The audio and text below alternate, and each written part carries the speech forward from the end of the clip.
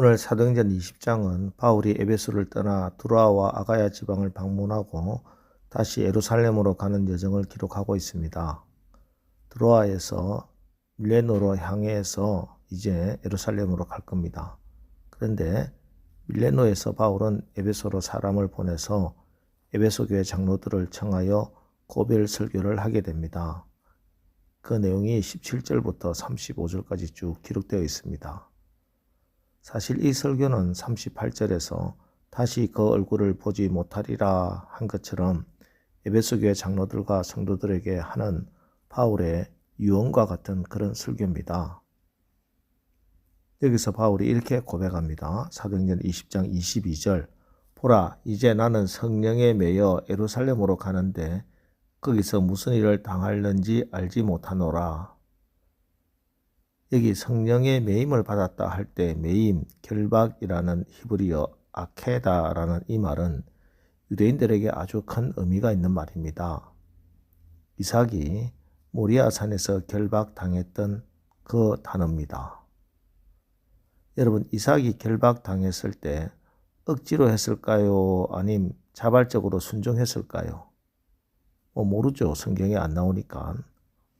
하지만 100살이 넘은 아브라함이 이삭을 묶으려고 했을 때 장작을 쥐고 산을 오를 정도로 건장한 청년 이삭이 아니 왜 이러세요 하고 거부했다면 절대 묶이지 않았을 겁니다. 하지만 아버지가 하시는 일이니 이해되지 않고 용납되지 않아도 나를 사랑하시는 아버지가 하시니 순종하고 복종하는 것, 이게 아케다, 매인다는 말입니다. 여러분, 사랑은 본질적으로 매이는 겁니다. 자신을 묶는 거예요. 결혼이 뭐예요?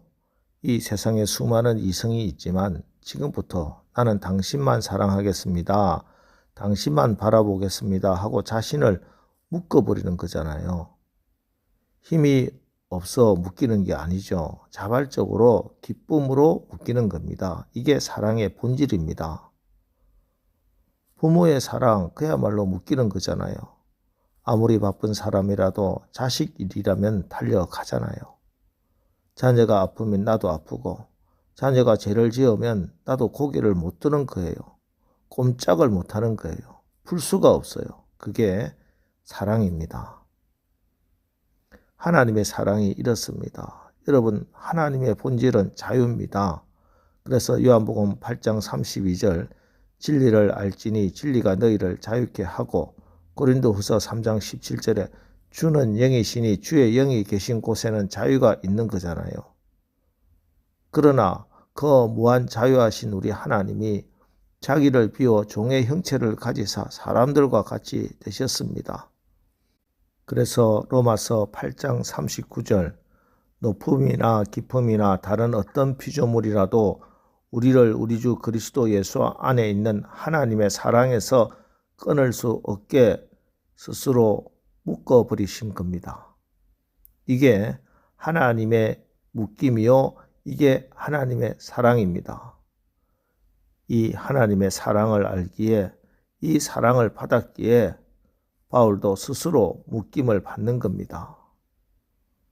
물론 바울은 이 묶임이 무엇인지 잘 알고 있었습니다. 사도행전 20장 23절 오직 성령이 각 성에서 내게 증언하여 결박과 환난이 나를 기다린다 하시나. 그럼에도 불구하고 바울은 이렇게 고백합니다. 사도행전 20장 24절 나의 달려갈 길과 주 예수께 받은 사명 곧 하나님의 은혜의 복음을 증언하는 일을 마치려 하면은 나의 생명조차 조금도 귀한 것으로 여기지 아니하노라. 오직 주의 성령에 매여 내가 죽는 한이 있다고 해도 내가 달려갈 길을, 사명의 길을 달려가겠습니다. 이 고백입니다. 사도행전을 읽으면서 이만큼 가슴을 뭉클하게 하는 말씀도 드물 겁니다. 여러분, 지금 바울이 두렵지 않은 게 아닙니다. 이 길에 어떤 결박과 환난이 있는 줄 알아요. 하지만 내가 성령께 매여 있기에, 하나님의 사랑줄에 묶여 있기에 기쁨으로 이 길을 달려가는 겁니다. 그리고 이렇게 내가 온전히 하나님께 매임을 당하고 결박을 당하면은 하나님의 능력이 나타나는 겁니다. 여러분, 종이 한 장은 손가락으로도 구멍을 낼 수 있습니다. 어린아이도 쉽게 찢을 수 있는 종이 한 장. 그러나 이 종이를 풀로 강철에 딱 붙여 놓으면 쇠로도 구멍을 낼 수가 없어요. 이게 하나님께 매이는 것, 성령께 결박당할 때 일어나는 일입니다. 이게 사명의 길입니다.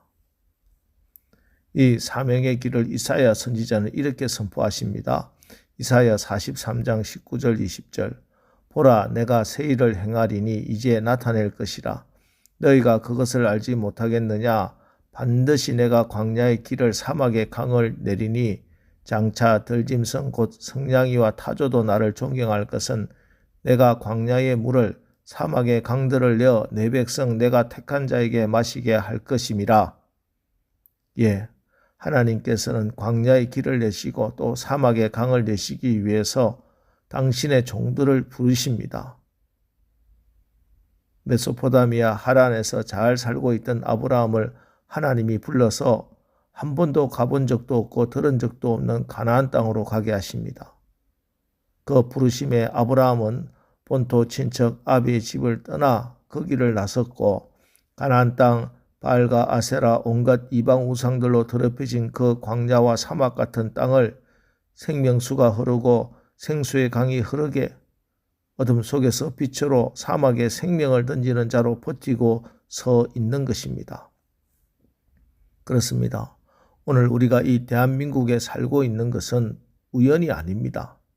하나님이 여러분을 이 땅에 내버려 두신 것은 더더욱 아닙니다. 이 땅에 정말 영적으로 사막과 광야에 방불할 만큼 어두워지고 강팍해진 우리 조국 대한민국에 여러분을 통해 또 우리 교회와 한국교회를 통해 광야의 길을 내고 또 사막의 강을 내시기 위해서 하나님께서 우리를 여러분을 이 땅에 보내신 줄 믿으시기 바랍니다. 그러니 이 사명의 길을 포기하지 맙시다. 눈물을 흘리며 씨를 뿌리는 자는 기쁨으로 거두게 하십니다. 힘들면 힘들수록 더욱더 성령께 매이시기 바랍니다. 그래서 오늘 하루도 우리 모두 성령께 완전히 결박당해서 내가 달려갈 길과 주 예수께 받은 사명 곧 하나님의 은혜의 복음을 증언하는 일을 마치려 하면은 나의 생명조차 조금 더 귀한 것으로 여기지 아니하노라 하는 이 바울의 고백이 저와 여러분의 고백이 되고 이 바울의 유언이 저와 여러분의 유언으로 우리 자손들에게 남겨줄 수 있게 되기를 주님의 이름으로 축원합니다. 기도하겠습니다. 하나님, 오늘 바울의 유언과 같은 고별 설교, 그의 삶의 이력서로 써내려간 말씀을 들었습니다. 나의 삶의 이력서를 나의 주변 특별히 우리 후배들과 자녀들에게 떳떳하게 보여줄 수 있는지 우리의 부끄러운 모습을 회개합니다. 주님, 이제부터 성령께 온전히 매이겠습니다. 주여, 내가 달려갈 길과 주 예수께 받은 사명 곧 하나님의 은혜의 복음을 증언하는 일을 마치려 하면은 나의 생명조차 조금 더 귀한 것으로 여기지 아니하노라 하는 이 사도 바울의 고백이 나의 고백이 되기를 원합니다. 성령의 인도함을 받게 하옵소서. 성령으로 충만하게 하옵소서. 예수님의 이름으로 기도합니다. 아멘. 자, 이제 오늘 말씀을 붙들고 주여, 오늘도 우리의 삶이 성령의 인도함을 받으며 성령께 온전히 매여 하나님의 은혜의 복음을 증언하는 사명을 감당하는 승리하는 하루를 살게 하옵소서. 우리 합심해서 기도하고 나가겠습니다. 우리 기도하겠습니다.